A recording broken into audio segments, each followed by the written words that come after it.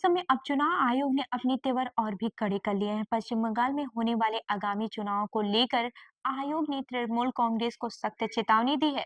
अब कोई भी अधिकारी या फिर कर्मचारी धमकाया गया तो इसका अंजाम बेहद गंभीर होगा। जानिए क्यों चुनाव आयोग ने उठाए ये कड़े कदम और क्या है नए निर्देश।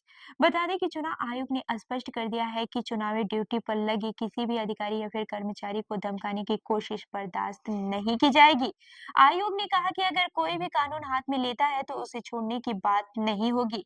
इसके साथ ही आयोग ने ममता सरकार को भी फटकार लगाई है, क्योंकि बूथ लेवल ऑफिसर्स यानी कि बीएलओ का बकाया भुगतान अब तक नहीं किया गया है।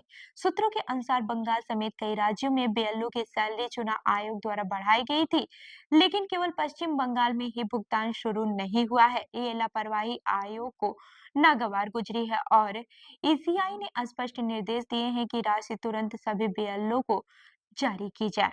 चुनाव आयोग ने टीएमसी को यह भी निर्देश दिया है कि उनके जमीनी स्तर के कार्यकर्ता चुनाव ड्यूटी पर लगे कर्मचारियों को कभी भी डराने धमकाने की कोशिश न करें। अक्सर चुनाव के दौरान ऐसी घटनाएं सामने आती रही हैं, लेकिन इस बार आयोग ने जीरो टॉलरेंस की नीति अपनाई है। यदि किसी बीएलओ, एआरओ, एईआरओ या फिर अन्य पर्यवेक्षक को डराया गया तो कानून हाथ में लेने वाले लोगों के खिलाफ कड़ी कार्रवाई की जाएगी।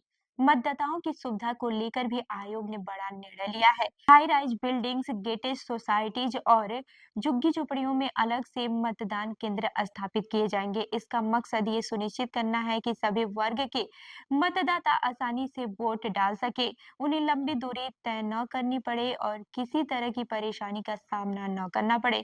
चुनाव आयोग ने साफ कर दिया है कि इस बार हर निर्णय और हर निर्देश का पालन अनिवार्य होगा।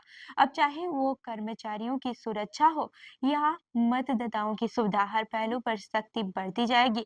पश्चिम बंगाल में चुनाव आयोग का ये रुख ये दर्शाता है कि चुनाव प्रक्रिया निष्पक्ष और पारदर्शी बनी रहे।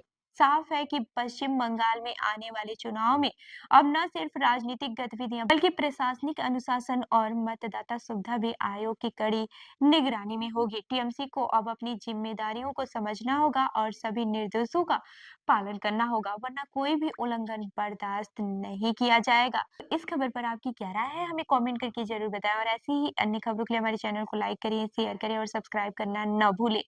मिलते हैं अगली खबर में, तब तक के लिए देखते रहिए न्यूज रथ मीडिया। धन्यवाद।